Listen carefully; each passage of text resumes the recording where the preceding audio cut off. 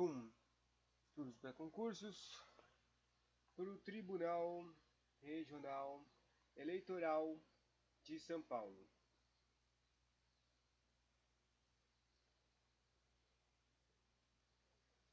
Agora vou ler do título 3, Regimento Interno, os processos no tribunal. Daí tem um monte de capítulos separando os carinhas. Por exemplo, um título de Declaração de Inconstitucionalidade, um título de habeas corpus, um título de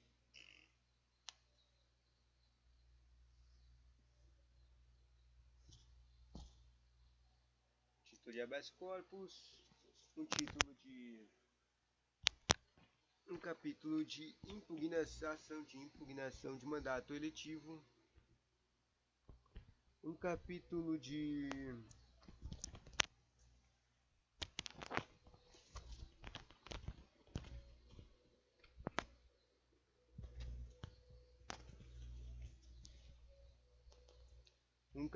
de ação penal de competência originária do tribunal, um capítulo de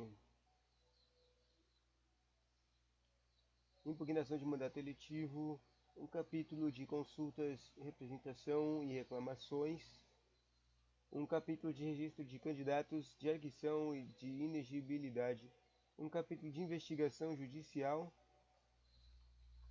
um capítulo de habeas data, um capítulo de mandato de segurança, um capítulo de mandato de injunção, um capítulo de conflitos de competência e um conflito de suspensão de impedimento.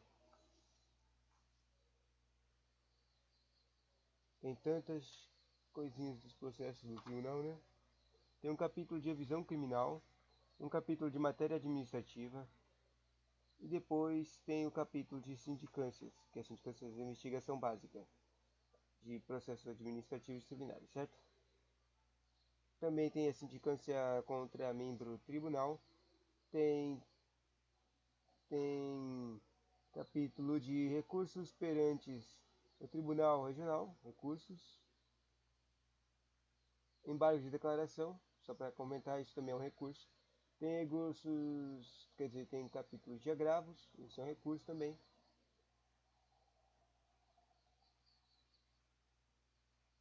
É um recurso para piorar a coisa, eu acho. Aumentar a pena. Também tem capítulo dos recursos perante o Tribunal Superior, que é o chefe do Tribunal Regional. Tem recurso especial, tem capítulo de recurso especial. Tem capítulo de agravo de instrumento, que é outro recurso especial. Tem capítulo das audiências, capítulo de uso facsimile, que eu não sei o que é. Tem capítulo de intimação, capítulo de disposições comuns aos processos, capítulo de restauração dos autos. E daí termina o título 3 dos processos do tribunal, né? Todas essas coisinhas. Bom, daí basicamente terminou a lei, né? Só vai ter mais umas coisas basiquinhas.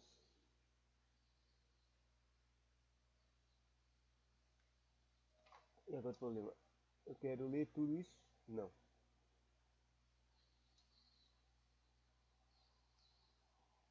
Eu vou separar isso aqui. Não, eu não tenho saco de ler, ficar fazendo vídeo de todos esses capítulos. Então, vai ler tudo de uma vez só.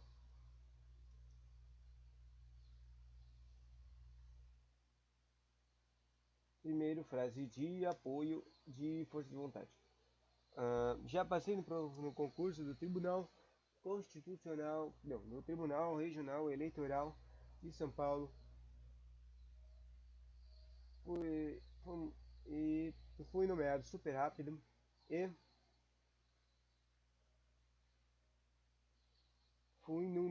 nomeado super rápido e melhorou muito minha vida. Fui muito bem na prova do Tribunal Regional Eleitoral de São Paulo.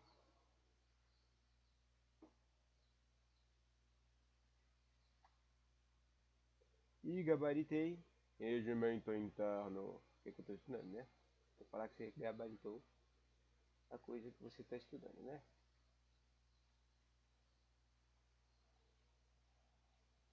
Bom, vamos lá. Da Declaração de Inconstitucionalidade. A arguição, ela é do artigo 75 ao artigo 76, 77 e 78. Só que 76, 77 e 78 é tudo revogado, né?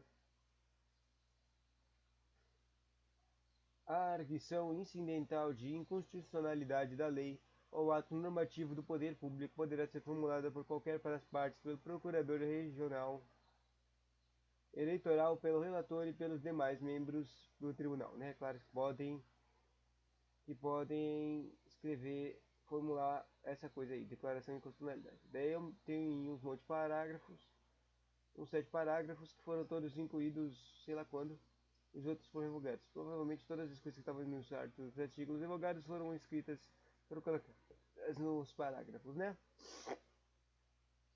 A arguição será processada nos próprios autos e suspenderá o andamento do feito até seu julgamento. O relator, após ouvir a Procuradoria Regional Eleitoral e as partes, excetuado o arguente, conforme o caso, submeterá o incidente ao plenário para decisão ou poderá decidir monocraticamente quando já houver pronunciamento do plenário do Tribunal, ou do plenário do Tribunal Superior Eleitoral, ou do Supremo Tribunal Federal, STF-STE. Interessante. Sobre a questão. Arguida a inconstitucionalidade durante o julgamento de qualquer do processo, o tribunal, concluído o relatório e ouvido o procurador regional eleitoral, em deliberando pela sua admissibilidade, suspenderá o julgamento para decidir sobre o incidente na primeira sessão subsequente. Se os procuradores das partes estiverem presentes à sessão, desde que lhes seja facultado manifestar-se a respeito da arguição, o tribunal poderá apreciá-la independentemente da suspensão a que se refere o parágrafo 3.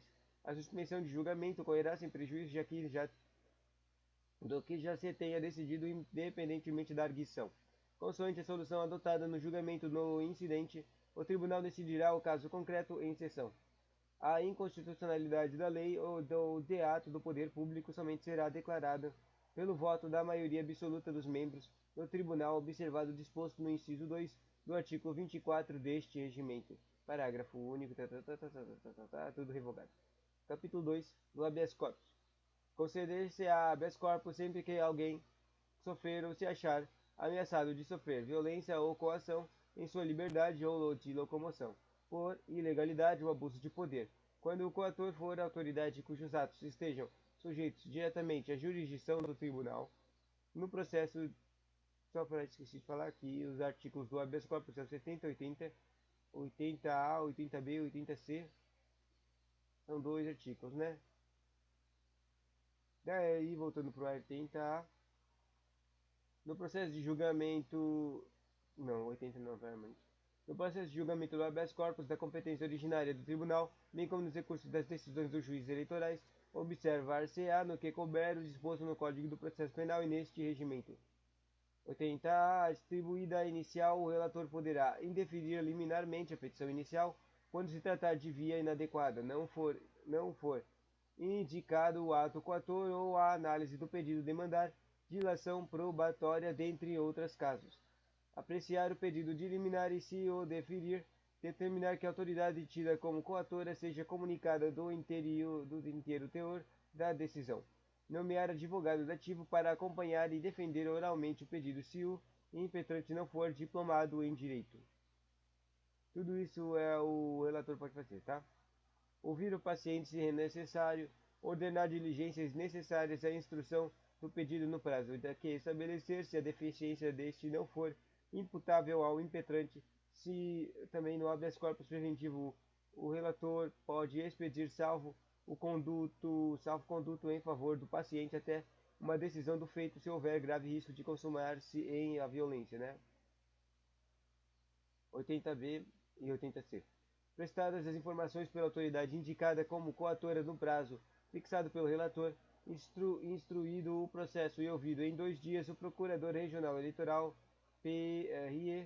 procurador, o relator apresentará o feito em mesa e para um julgamento na primeira sessão, que se seguir após o recebimento dos autos no gabinete. 80C. Concedida a ordem de autoridade impetrada, será comunicada de imediato e receberá o inteiro teor do acordão logo que assinado. Salvo conduta, será firmado pelo presidente do tribunal em caso de ameaça de violência ou coação. A comunicação será feita por mensagem eletrônica ou outro meio idôneo, assinada pelo secretário da Judiciária, que poderá delegar essa atribuição. Sobre o habeas data, só tem um artigo. 81. O Tribunal considerará o habeas data em matéria eleitoral, observadas as disposições da Lei 9.507. O problema é que não sei o que está escrito na Lei 9.507 e não vou procurar também. Depois, né, já entendeu que agora está falando de todos os remédios constitucionais de proteção à sociedade, né? Começou a falar do habeas corpus, agora habeas data, agora está falando do mandato de segurança, depois vai ter o mandato de injunção. O mandato de segurança, ele está no 82, 83. O mandato de injunção está no 84. Vamos ver. Mandato de segurança. Conceder-se-á mandato de segurança para proteger direito líquido e certo, não amparado por armas, corpos ou habeas data, sempre que ilegalmente ou com abuso de poder qualquer pessoa natural ou jurídica sofrer o quê? Uma violação ou houver um justo receio de sofrê-la por parte da autoridade que se encontrar sob a jurisdição deste tribunal. Se a autoridade está indo contra um direito, violando um direito líquido da pessoa, ela pode pedir um mandato de segurança, entendeu? Sob a jurisdição desse tribunal e em grau de recurso for ser denegado por juiz eleitoral. Também pode ter o recurso do mandato de segurança, né? Equipar suas autoridades para os efeitos deste artigo os representantes ou órgãos de partidos políticos cujos atos possam refletir no processo eleitoral. Esses são os caras que podem estar indo contra o seu direito líquido. Compete ao tribunal processar e julgar originalmente o mandato de segurança contra seus próprios atos, de seu presidente, de seus membros, dos juízes eleitorais, e juntas eleitorais e dos diretorias regionais dos partidos políticos, né? 83. No processo e julgamento do mandato de segurança, a competência originária do tribunal, bem como nos recursos das decisões juízes eleitorais e na remessa necessária, observar-se-á, no que couber, o disposto na Lei 12.016, subsidiariamente. E subsidiariamente o Código Processual Civil. Só essa aqui eu tô com dúvida, eu quero saber o que está na 12.016.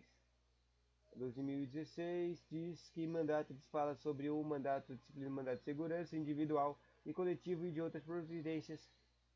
Lá que foi feito em 2019 e tem uns 20 artigos. Interessante, não é? Voltando lá pro tracking.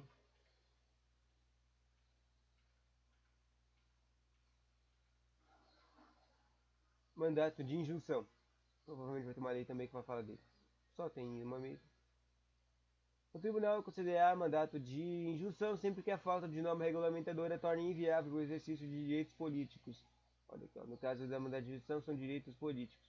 Espiritualmente o de votar e o de ser votado, aplicando a Lei 13.330 e Código Processual Civil. Lendo de novo, que aqui está escrito no 330, quer dizer 13.300. Disciplina do processo e o julgamento dos mandatos de injunção individual e coletivo e de outras providências. Esse foi criado em 2016, essa lei aqui. Pula. Voltando lá para o regimento. Dos conflitos de competência, capítulo do conflito de competência e atribuições. Elas estão no artigo 84A, 85, 86 foi revogado, 87 foi a maioria das foi coisas distribuídas o feito. O relator faz algumas coisas. 87, algumas coisas dela foram revogadas. Eu tenho o artigo 88, 89A, 89B, 89C, 89D. Ou seja, tem uns 5 artigos, né? O conflito de competência poderá ocorrer entre autoridades judiciárias ou de atribuições entre autoridades judiciárias e administrativas. Ele separou entre os dois tipos de competências: competências judiciárias e competências administrativas. Os conflitos de competências positivos ou negativos entre juízes ou juntas eleitorais poderão ser suscitadas ao tribunal. Pode dar esses conflitos para o tribunal. Quem pode dar? Quer dizer, um carinha pode falar, olha, a gente tem um conflito de conferência, a gente precisa que você, que é o regional, que é o superior no caso do Estado, ou e daí do caso do Estado vai lá para os superiores, sei lá o quê. Bom, no caso do Estado, a gente tem um conflito de conferência aqui, a gente precisa que você amenize, sei lá o que, o nosso conflito. Daí quem pode é os juiz por ofício ou se tratar de conflito negativo em processo de natureza penal nos próprios autos. Os próprios autos podem ir lá para falar do conflito de competência para o tribunal fazer uma coisa, né? Pela parte e pelo Ministério Público também pode fazer por petição. Esses caras aqui que podem fazer por petição um pedido de conflito de competência. E são esses dois caras mesmo. O juiz que está julgando o treco, se ele quiser. Se perceber que está tendo conflito de competências entre várias regiões eleitorais, ou pelo próprio Ministério Público e a parte. Só que esses caras pedem por petição. O ofício de petição serão instruídas com os documentos necessários à prova de conflito. Na hipótese do inciso 1, o ofício do juiz eleitoral será encaminhado eletronicamente à Secretaria do Tribunal, que o autuará no sistema do processo eletrônico. A parte ou o Ministério Público que suscitar o conflito de competência deverá apresentar a competição diretamente no sistema eletrônico no processo de segundo grau, autuando-a na classe própria.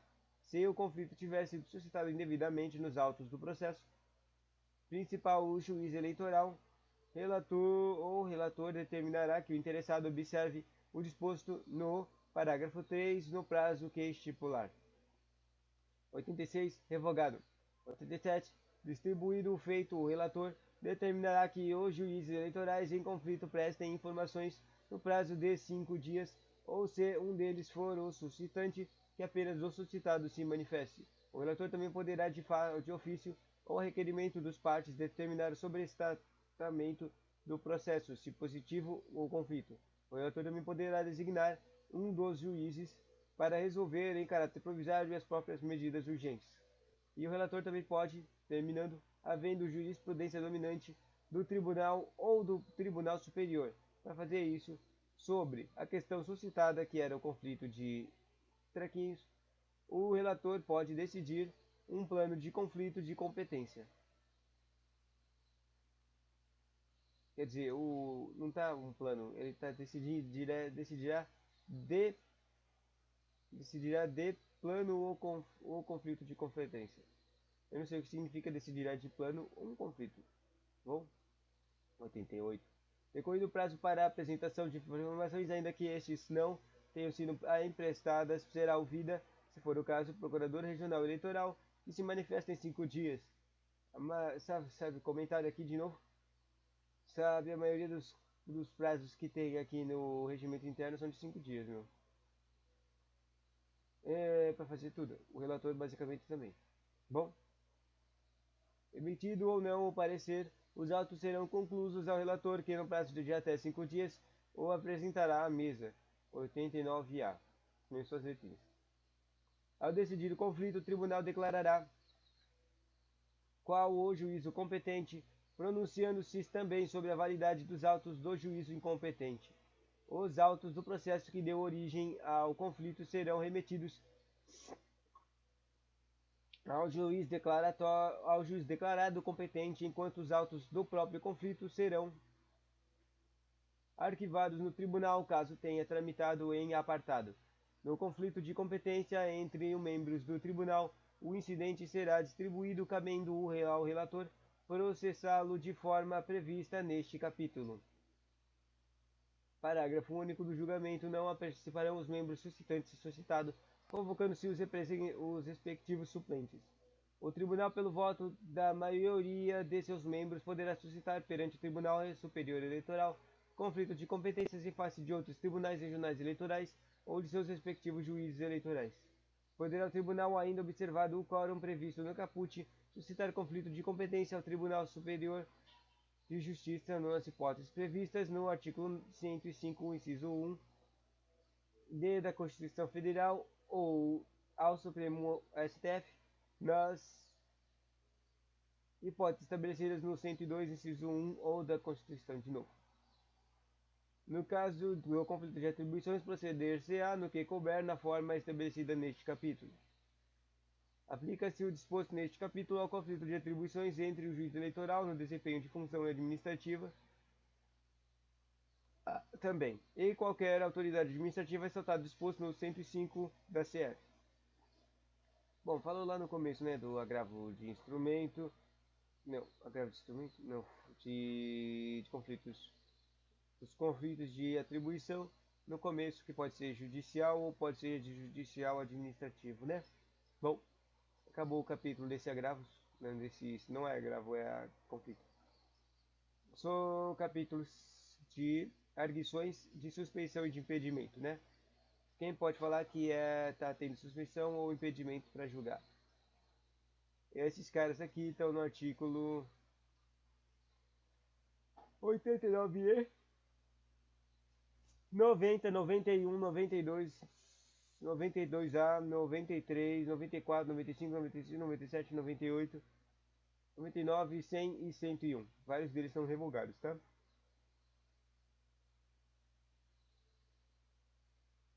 São 3 páginas isso aqui.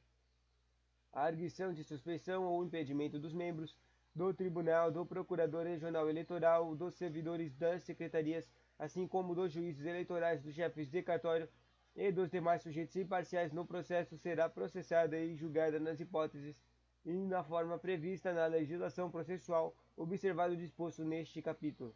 Os membros do Tribunal, o Procurador Regional Eleitoral, os servidores da Secretaria e demais sujeitos imparciais do processo declarar-se-ão impedidos ou suspeitos nos casos previstos na legislação. Tem casos previstos que falam, né? Basicamente, se os caras têm sangue ou se os caras têm interesse. Se o impedimento ou a suspeição for do relator ou do revisor, são caras importantes. O relator faz relatório, o revisor revisa o relatório. Tal fato deverá ser declarado nos autos mediante despacho, determinando-se a remessa dos autos a seu substituto. Os demais casos, membro do tribunal declarará verbalmente na sessão de julgamento seu impedimento ou suspeição, registrando-se o fato em ata. Sacou? Tem dois caras que, basicamente, vários caras que têm que se pedir impedidos ou suspeitos. Se os caras são do tipo mais importante no processo que vai ir para o tribunal, que é o relator e o revisor, eles têm que declarar no próprio ato, nos papéis dos atos. Mas se for um cara que é só membro que não era um relator ou revisor, ele declara verbalmente. Se olha, isso é importante por causa que se você não se declarar e descobrirem depois, você pode ter algumas combinações disciplinares ou judiciárias contra você. Qualquer V91 revogado. Qualquer interessado poderá arguir a suspeição ou impedimento das pessoas mencionadas neste capítulo. Nos casos de prazos previstos em lei, a petição autuada ao sistema eletrônico do processo é distribuída ao relator do processo originatório. Se reconhecer seu impedimento ou a suspensão, o relator ordenará a remessa dos autos originários a seu substituto e determinará o arquivamento da arguição. Caso não reconheça o incidente, será remetido em 3 dias com as razões da recusa à Secretaria para redistribuição por sorteio. O relator da arguição declarará o efeito que receberá o incidente. Enquanto não for declarado o efeito em que é recebido o incidente ou quando este for recebido com efeito suspensivo, a tutela de urgência será requerida ao substituto do relator do processo originário e se este for o arguido.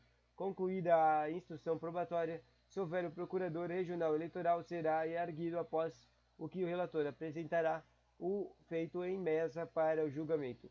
Acolhida a arguição contra o relator ou o revisor, o processo originário será encaminhado a seu substituto e se contra outro membro do tribunal, o substituto será convocado para a sessão do julgamento. A arguição de suspeição ou de impedimento do procurador regional eleitoral, dos servidores da secretaria e do chefe de cartório eleitoral, ou seja, caras extremamente importantes para o prosseguimento do processo. Se eles estiverem impedidos ou suspeitos, acontece isso aqui.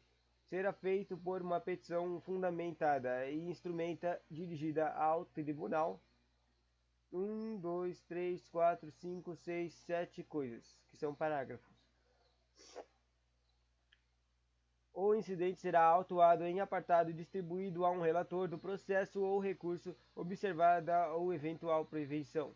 Sem suspender o andamento do processo ou recurso, o relator determinará a intimação do arguido para que, no prazo de 3 dias, se manifeste sobre a arguição, junte documentos e requeira a produção de outras provas. Se você não está entendendo, a arguição é um cara falar que uma pessoa está suspeita ou ela está impedida. Nos casos aqui do 92A é dos caras importantíssimos para o processo. Daí esse treco tem que ir para o relator. O relator vai observar o treco e não é necessário que ele suspenda o processo, mas ele vai fazer uma intimação falando para o cara falar sobre essa arguição e falar: você tem realmente motivos de suspensão ou impedimento que impeçam que você trabalhe nesse processo desse jeito, entendeu? Se o arguido reconhecer a suspensão ou o impedimento, ele passará a atuar no processo ou recurso seu substituto legal ou outro que for designado. Sempre que o cara tem um suspeito ou impedimento, normalmente tem o substituto que vai lá, certo? Mas nos outros textos processuais, normalmente é um cara aleatório de novo, novamente. Mas aqui nos casos que tem pouca gente, né? Já tem substitutos escolhidos, é os próprios substitutos. Bom, passará a atuar no processo ou recurso seu substituto legal ou outro que for designado, julgando-se prejudicado o incidente. Não sei o que significa isso. Não reconhecida a suspensão ou impedimento, o relator pode determinar a produção de provas necessárias. Falar. Não reconhecemos essa impedição, esse cara não está impedido e nem não está suspeito. Se você quer que ele, se para ver, ter certeza, vamos pedir provas. Se tiver provas, a gente suspende esse cara. Concluída a instrução, o arguinte e o arguido oferecerão em prazos sucessivos de 3 dias. Se lembra que teve parágrafos de 3 dias também para o cara falar que, olha, eu não sou suspeito e não sou impedido. Daí o cara pediu provas, daí concluída a instrução, o cara vai lá e fala, tem 3 dias para eles darem as razões finais. Daí sexto, salvo quando figurar como arguinte ou arguido, o próprio procurador regional eleitoral terá vista dos autos por 3 dias para emitir seu parecer. Sacou que no começo falou que os carinha, o procurador regional, ele era o próprio cara que estava sendo arguido suspeito. Mas se ele não for ele, né? Se não for ele, porque ele é extremamente importante para o processo, ele tem direito a ver os pareceres para emitir um parecer. Ver os autos para emitir um parecer sobre isso aqui. O incidente será julgado por quem? Pelo próprio plenário, independentemente da inclusão em pauta. 93 revogado, 94 revogado, 95 revogado, 96 revogado, 97 revogado. 98. O membro arguido não tomará parte no julgamento do incidente. A arguição de suspeição ou de impedimento do juiz eleitoral será formulada em petição a ele próprio endereçada, instruída com documentos em que o arguente funda a alegação. 1. Se o juiz eleitoral reconhecer a suspeição ou impedimento, enviará aos autos ao substituto automático ou comunicará ao presidente do tribunal para que seja designado em substituto, conforme o caso. Se o juiz eleitoral não reconhecer a arguição, determinará a autuação em apartado, remetendo ao tribunal no prazo de 3 dias. Essas coisas aqui de impedimento de suspeição, está repetindo toda hora o prazo só de 3 dias, né?